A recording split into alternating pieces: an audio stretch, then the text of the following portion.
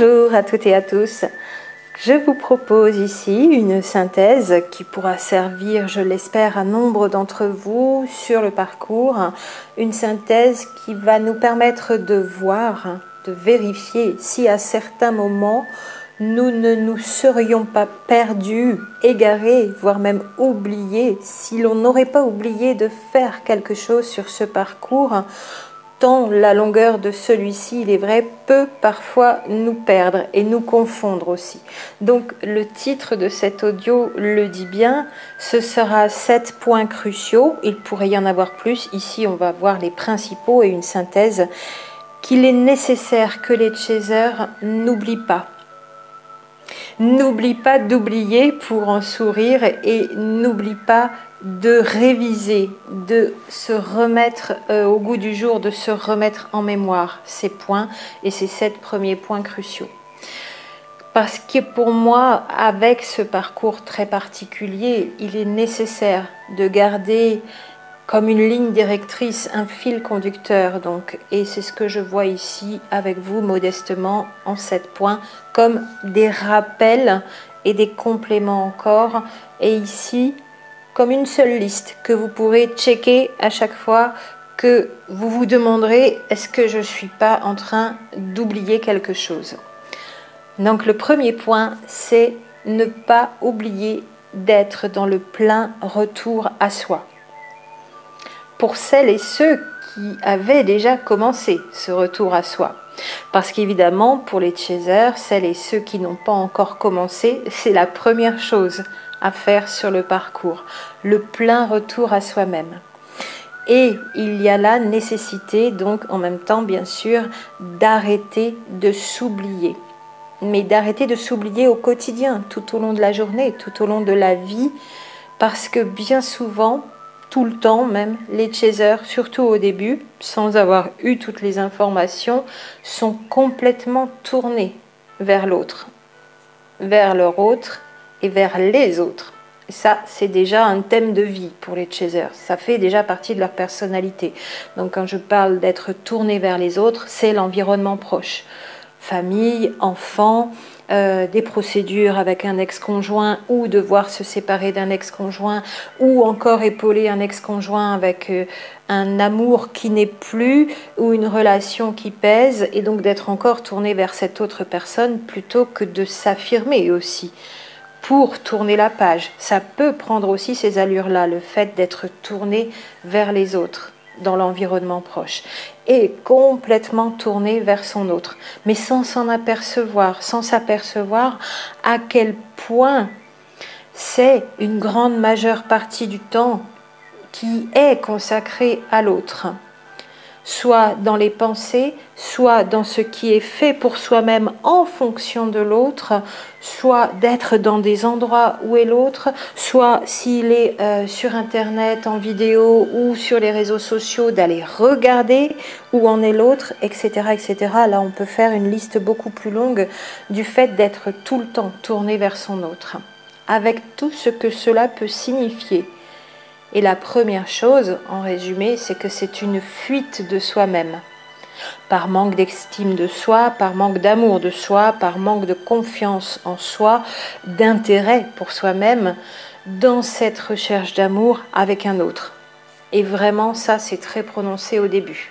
Même quand on a déjà entendu, peut-être pas encore compris et intégré, qu'il était nécessaire d'effectuer ce plein retour à soi-même.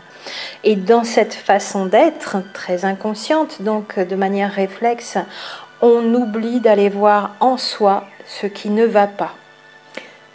Sûrement parce qu'on n'en a pas tellement envie, ou pas du tout envie aussi.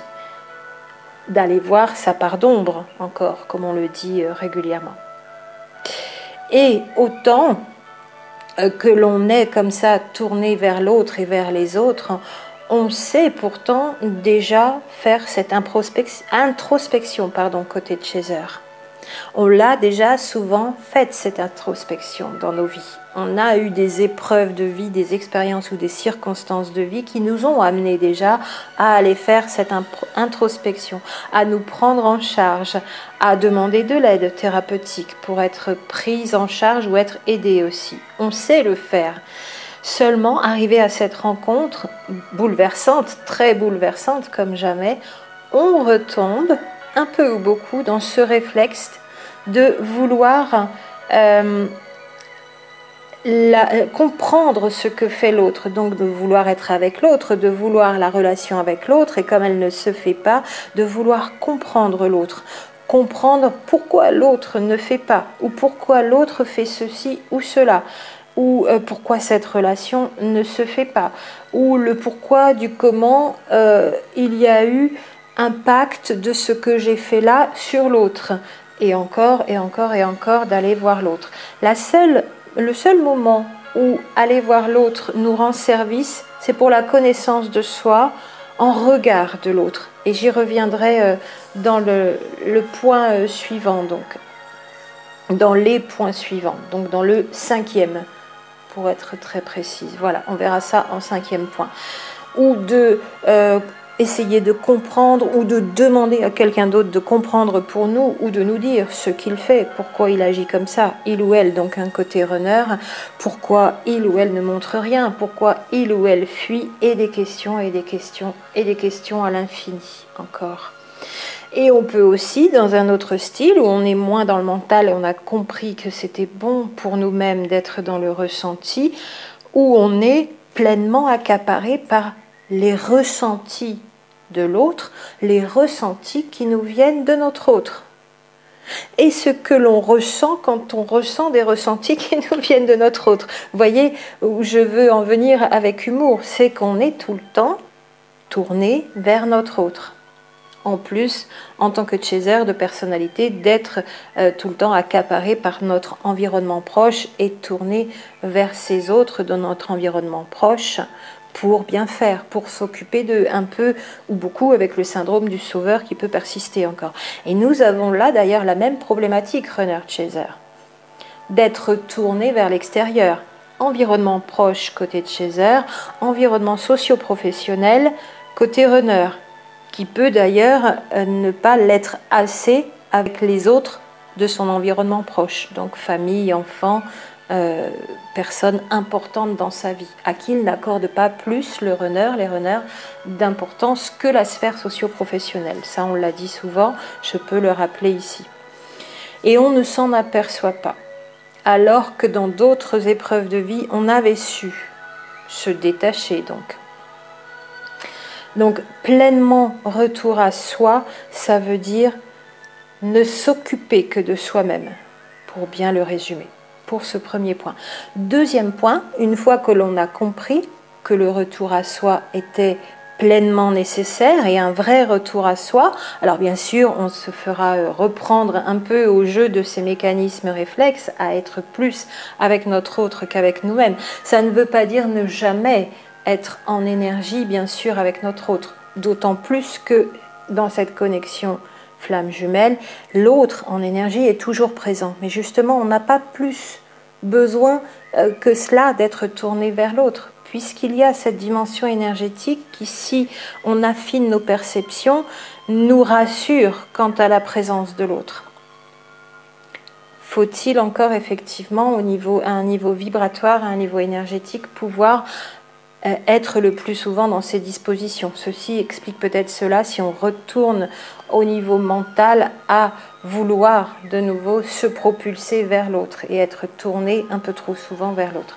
Mais une fois qu'on a compris donc que d'être dans le plein retour à soi, c'était le mieux, c'était le meilleur pour nous, le deuxième oubli est souvent d'aller donc faire, parce qu'on a compris qu'il fallait faire ce retour à soi, un travail sur soi. Et je fais toujours mes guillemets avec mes doigts et je mets toute l'expression entre guillemets avec mes doigts.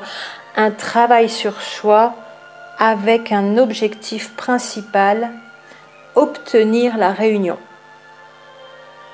Donc un retour à soi en prenant soin de soi, et en faisant une partie de travail plus à un niveau mental sur soi, mais une petite partie, le plus gros du travail sera à un niveau d'autres perceptions, au niveau de l'énergétique, au niveau du sixième sens, au niveau de l'introspection dans les profondeurs de son âme, plus qu'un travail personnel, mental et un travail sur soi. Si c'est dans un objectif précis et notamment la réunion, comme je l'ai vu chez tant de personnes, chez tant d'entre vous, alors il n'y a pas là non plus de détachement et de lâcher prise. Donc ce deuxième point, c'est bien le lâcher prise, après le plein retour à soi. Et on effectue toutes ces démarches, on applique toutes ces techniques entre guillemets qui vont justement nous permettre le retour à soi, le détachement, le lâcher prise, d'aller chercher, trouver les réponses à l'intérieur. On effectue toute cette démarche sans aucun but, sans aucun objectif. Parce que sinon, ça veut dire stratégie quelque part déjà aussi un petit peu et attente, tension et attente. Et dans cet état d'esprit, sans s'en rendre vraiment compte, encore une fois, de manière inconsciente, toujours, non seulement on fonctionne avec un but, un objectif en ligne de mire, et par là même on se met la pression, on est toujours tourné vers l'autre, vers l'extérieur, et on met aussi la pression sur l'autre. On se met nous-mêmes en tension et on met la pression sur l'autre. Avec des attentes, et qui dit attente, dit grand risque de déception. Donc on n'y est pas. En plus de rester tourné vers l'autre parce que l'objectif du travail sur soi est la réunion, et combien d'entre vous m'ont dit, après avoir vu un peu ou beaucoup souvent d'autres thérapeutes depuis 2 ans, 3 ans, voire plus, et même parfois en même temps, d'en voir 2 ou 3 en même temps, toutes les semaines, pendant plusieurs semaines, plusieurs mois. Vous m'avez dit, j'ai tellement fait ce travail sur moi-même en espérant qu'il revienne ou qu'elle revienne, en espérant obtenir la réunion, et aujourd'hui je suis lessivée, j'en peux plus, et je me rends compte à quel point je n'y étais pas encore dans le retour vers moi-même.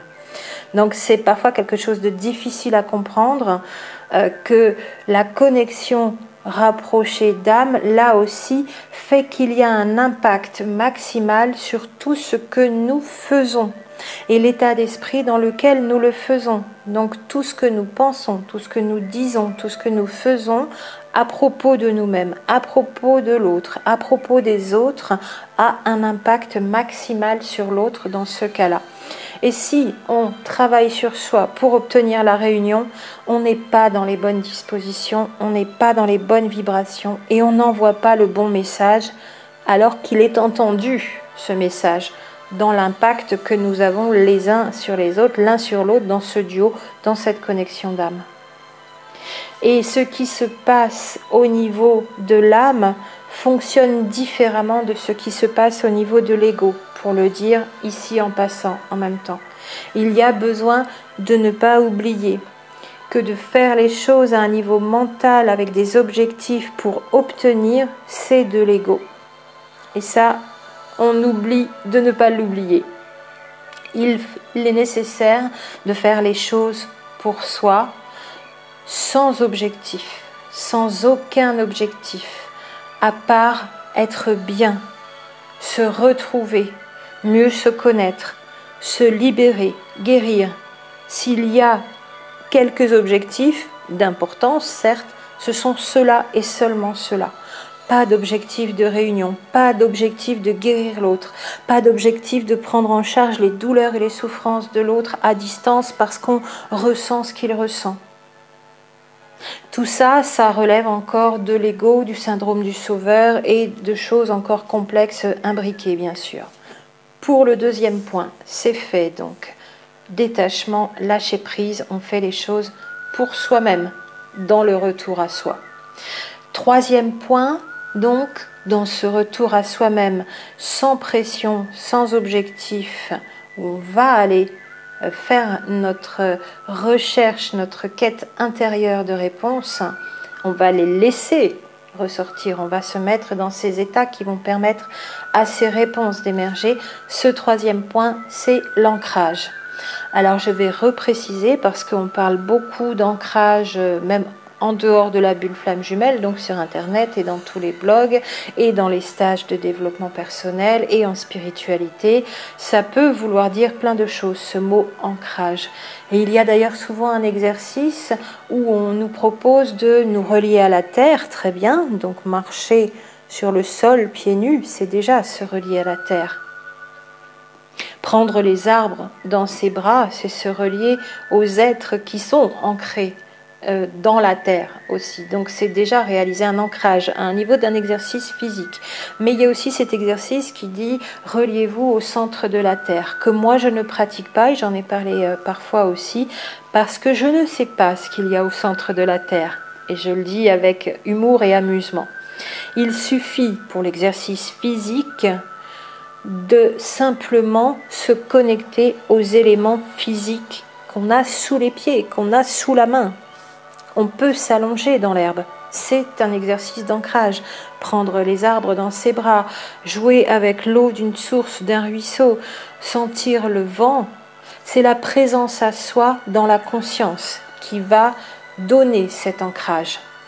Donc cette présence à soi-même en pleine conscience, dans l'instant présent et en silence, en pleine nature, ça ce serait vraiment le top, c'est ça l'ancrage pour moi.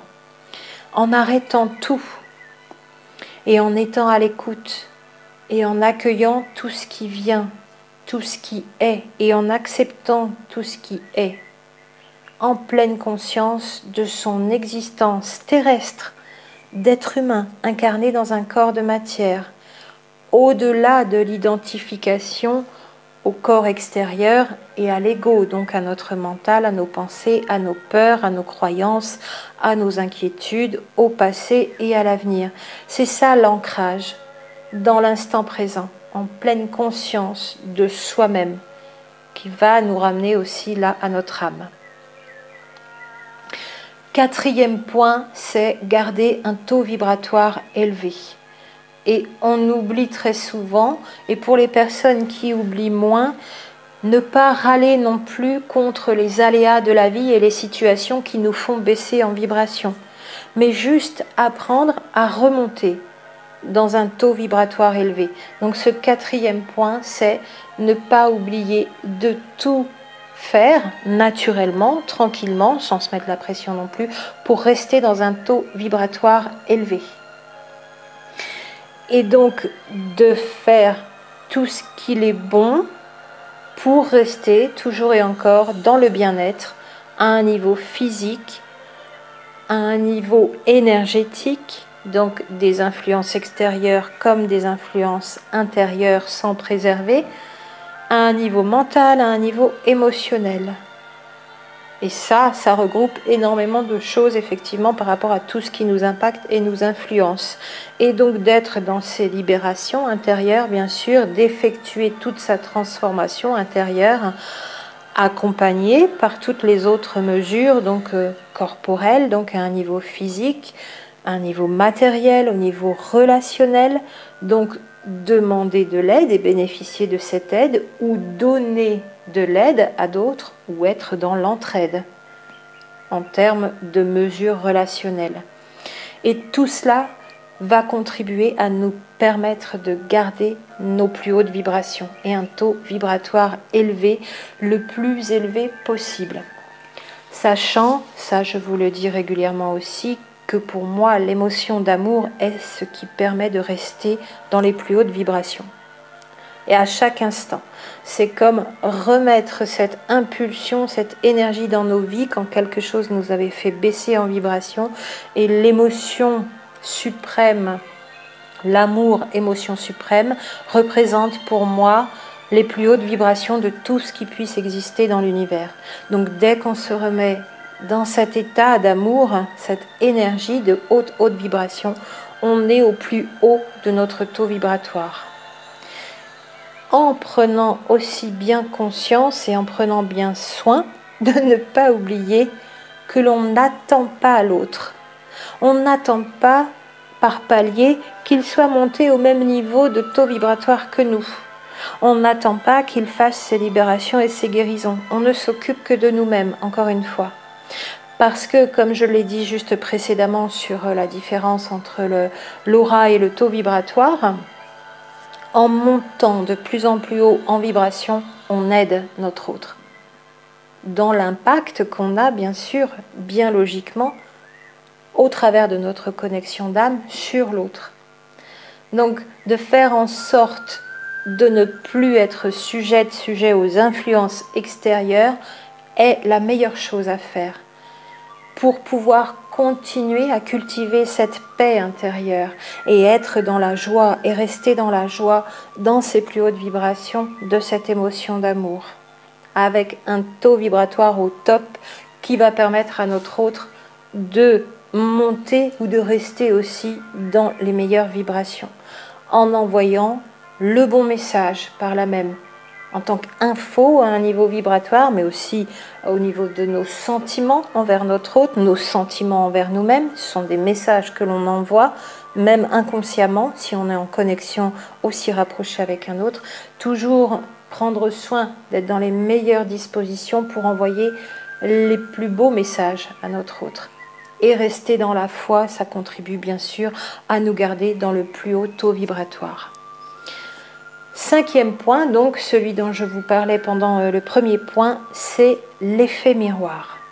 L'effet miroir existe pour tout le monde, pas seulement pour les personnes en duo, en connexion d'âme, flammes jumelles et autres, pas simplement pour les personnes en chemin d'éveil spirituel ou éveillés spirituels. L'effet miroir existe pour toutes et tous les êtres humains, partout et tout le temps. Mais il est plus fort et il a des particularités pour nous dans nos duos de flammes jumelles.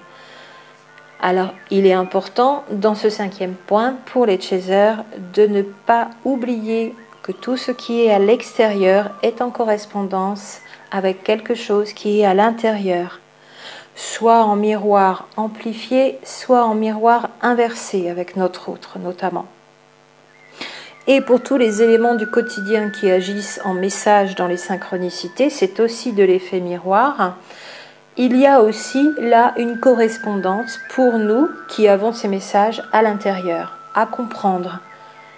Mais il est important là d'en prendre connaissance et donc d'être en conscience et non pas de cheminer comme ça au quotidien en pleine inconscience où on ne verrait pas ces messages et donc on ne pourrait pas les interpréter. Encore une fois, d'être en pleine conscience de ces messages dans l'instant présent, dans une grande réceptivité et belle sensibilité, nous permet de pouvoir interpréter avec finesse tout ce qui nous arrive en effet miroir. Et entre les jumeaux, bien sûr, dans le duo, comme nous sommes les parfaits complémentaires opposés, alors c'est bien plus souvent du miroir inversé qui s'exprime, avec certaines particularités. Donc, ne pas oublier également que ce que l'autre autre nous oppose à l'instant T est là, très précisément, très exactement, pour nous dire c'est là-dessus que tu as besoin de transformer quelque chose, c'est dans ce domaine-là, sur ce thème-là. Et ça nous donne une illustration de l'effet miroir dans les projections extérieures qui s'opposent à nous. Parce que sur notre autre aussi, c'est une projection, comme sur tous les éléments comme ça que l'on rencontre à l'extérieur. Pour le 6e point, donc, ne pas oublier pour les chasers que la réunion peut survenir à chaque instant. Le temps n'existe pas, il n'est créé que par le mental, dès que l'on est occupé dans nos pensées par le passé ou tourné vers l'avenir. Tout comme le mental crée ou entretient les peurs, par le même genre de mécanisme, qui pour la plupart, ces peurs n'existent pas non plus, elles ne sont pas réelles, elles ne correspondent pas à une menace physique réelle. On avait vu aussi dans la vidéo précédente cette belle phrase des neuropsychiatres, donc chercheurs en neurosciences, qui disent bien que le cerveau est une incroyable machine à fabriquer de la fiction. sans arrêt. Eh bien, c'est vraiment de cela qu'on parle. Ça n'est pas une vue ésotérique, ça n'est pas du spirituel comme ça dans nos façons de considérer les choses de manière un peu en marge. C'est maintenant quelque chose qui est dit même en neurosciences. Le cerveau est une formidable machine à fabriquer de la fiction et la plupart de nos peurs ne sont pas réelles. Et les vivre, quand elles arrivent, donc toujours accueillir comme toutes nos émotions, bien sûr, en acceptant pleinement ce qui se passe, mais les vivre dans l'instant présent, en s'arrêtant, en faisant un pas en arrière, en pouvant prendre du recul, c'est-à-dire que là on réussit à être dans le détachement. On est là pleinement, en pleine présence, en pleine conscience, dans l'instant présent, en train de voir que tout cela n'est pas réel. Et ça nous permet aussi, d'une autre façon, donc de prendre conscience du champ des possibles qui s'ouvre à nous dans l'instant présent, sans ne plus être occupé par le passé ou préoccupé par l'avenir, qui n'existe pas encore et dont les potentiels sont multiples. Même si nous n'avons pas le libre arbitre, nous avons le libre choix. Et c'est ça la solution, encore une fois, pour bien intégrer que la réunion peut survenir à chaque instant, c'est tout simplement parce que le temps n'existe pas. On le vit, on le subit par notre façon de fonctionner à un niveau mental, et donc on pourrait dire qu'on le crée, ce temps. Pas tout à fait linéaire puisqu'il y a des accélérations, décélérations.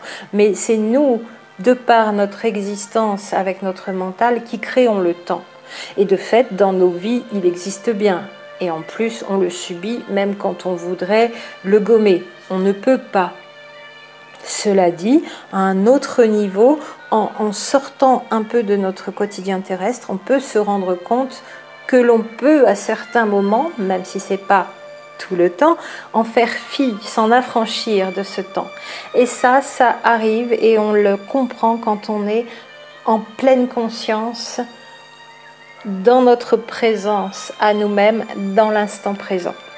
C'est la solution pour que le chemin soit aussi agréable que le sera l'arrivée au sommet, pour prendre toujours l'image de la montagne que l'on est en train de gravir dans ce parcours.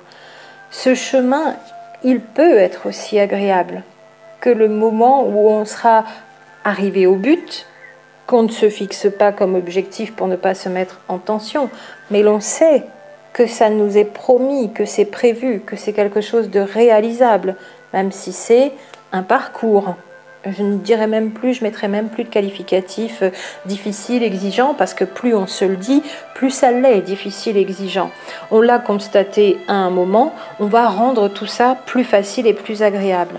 Et il y a nécessité là aussi de voir combien on peut rendre ce parcours agréable, et que le chemin peut être aussi agréable que l'arrivée au sommet dans l'accomplissement de soi, en manifestant la réunion avec l'autre. Et puis pour le 7e et dernier point, là aussi c'est un rappel, mais je pense que ça a l'air tellement abstrait pour nombre d'entre vous que je le liste ici dans ce check-up de 7 points que vous pourrez faire aussi. La séparation est une illusion. La séparation au sens large, non seulement la séparation d'avec mon autre, mais la séparation d'avec tout ce qui est manifesté à l'extérieur dans ma vie, sur ce plan de conscience terrestre, qui est maintenant monté d'un niveau, on dit la 5D. La séparation est une illusion parce que chaque parcelle de cet univers contient le tout, même la plus petite parcelle. Donc en moi est contenu tout ce qui est par là même. Et pour nombre d'entre nous, nous ne l'avons pas encore actualisé, cette vérité. Nous ne l'avons pas encore conscientisé, réalisé. Tout simplement parce que nous vivons pendant un temps plus ou moins long sur Terre complètement dans notre inconscient et dans l'inconscience de cette vérité. Que tout est à l'intérieur de tout, même dans la plus petite parcelle. Et nous vivons par là même à côté de nous-mêmes, en restant comme ça à vivre de manière inconsciente, plus ou moins. Il n'y a rien de séparé dans ce grand champ de conscience universelle. Et dire que le tout, que chaque parcelle de cet univers contient le tout, même la plus petite, c'est la définition d'un univers fractal. Alors, à bien comprendre, puisque là, on va vers la mécanique quantique, la physique quantique, fractal, ça n'a rien à voir avec fragmenté ou fracturé. Il vous faut peut-être vous y intéresser, simplement en allant lire là tout de suite un article sur ce que c'est un univers fractal. Fragmenté, fracturé, ça veut dire cassé. Donc, ce sont des termes qui ne désignent pas les mêmes choses, pour la grande précision. Voilà ici pour ces 7 points qu'il est important pour moi de rappeler pour que les chasers n'oublient pas de ne pas oublier ces 7 points sur le parcours. Et je vous les répète tous les 7 à l'affilée très rapidement. Premier point, le plein retour à soi. Deuxième point, détachement et lâcher prise, sans objectif, sans attente. Troisième point, l'ancrage. Quatrième point, maintenir votre taux vibratoire élevé autant que possible. Cinquième point, savoir que l'effet miroir est toujours présent et avec tout ce qui vous est opposé dans votre vie au quotidien. Sixième point, la réunion peut se manifester à chaque instant. Septième point, le champ d'énergie universelle nous dit que la séparation est illusion. Nous sommes toutes et tous reliés et toutes et tous interreliés avec tout ce qui existe dans cet univers. J'espère que cette synthèse en 7 points vous accompagnera encore à chaque fois que vous en éprouverez le besoin et que vous aurez besoin de vérifier si vous n'avez pas oublié de ne pas oublier l'un d'entre eux. À très bientôt pour la suite.